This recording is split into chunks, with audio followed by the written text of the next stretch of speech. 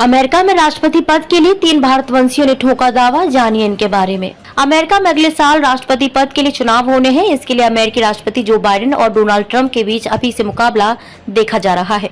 हालांकि इस बीच कुछ भारतीय अमेरिकी नेताओं के नाम भी इस पद के लिए सामने आ रहे हैं, जो अमेरिका को और अच्छा बनाने के लिए ट्रंप को पछाड़ना चाह रहे हैं।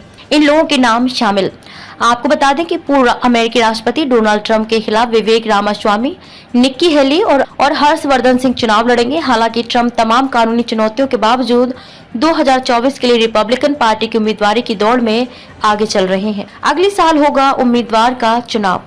रिपब्लिकन अपनी पार्टी के अगले राष्ट्रपति पद के उम्मीदवार को औपचारिक रूप से चुनने के लिए अगले साल जुलाई में एक राष्ट्रीय सम्मेलन करेगा।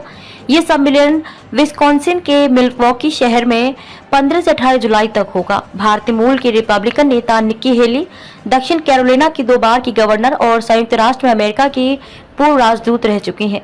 निक्की हेली लगातार 3 चुनावों में अमेरिकी राष्ट्रपति पद की दौड़ में शामिल होने वाली तीसरी भारतीय अमेरिकी हैं। इससे पहले बॉबी जिंदल साल 2016 में और उपराष्ट्रपति कमला हैरिस 2020 में अमेरिकी राष्ट्रपति पद के चुनाव में शामिल हो चुकी हैं।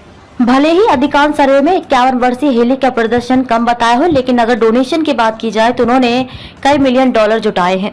हेली का समर्थन करने वाले super PAC stand for America fund inc ने अप्रैल से जून तक 18.7 मिलियन डॉलर जुटाए, जिससे उनकी कुल राशि 26 मिलियन डॉलर हो गई।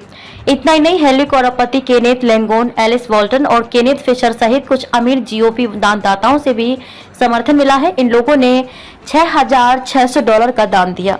हेली का जन्म सिख माता पिता अजीत सिंह रंधावा और राजकौर रंधावा के घर हुआ था, जो 1960 के दशक में पंजाब से कनाडा और फिर अमेरिका चले गए थे। 39 साल की उम्र में जब उन्होंने जनवरी 2011 में पदभार ग्रहण किया, तब वह अमेरिका की सबसे कम उम्र की गवर्नर थी और उन्होंने दक्षिण कैरोलिना की पहली महिला गवर्नर के रूप में इतिहास रच दिया था। वह राज्य की पहली भारतीय अमेरिकी गवर्नर थी और 2 कार्यकाल तक उन्होंने इस पद पर सेवा की।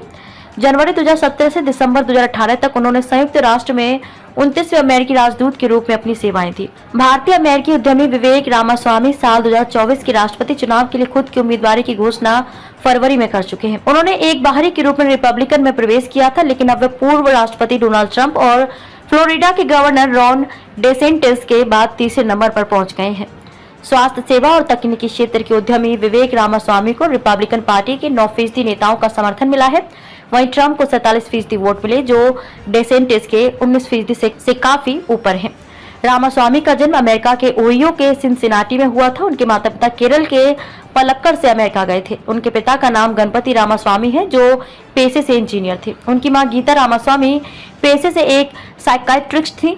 विवेक की पत्नी Apurva Tiwari Ohio State University के वैक्सनर मेडिकल सेंटर में असिस्टेंट प्रोफेसर और सर्जन हैं। 37 साल के रामास्वामी ने दवाओं को लेकर चीन पर निर्भरता समाप्त करने के वादे के साथ राष्ट्रपति पद के लिए खड़े हो रहे हैं। अगर उनकी कमाई की बात करें तो उन्होंने दूसरी तिमाही में $7.7 मिलियन कमाए, जिसमें उनके खुद $5.4 मिलियन शामिल थे। चुनावी अभियान शुरू होने के बाद उन्होंने अभी तक अपने $16 मिलियन लगाए हैं।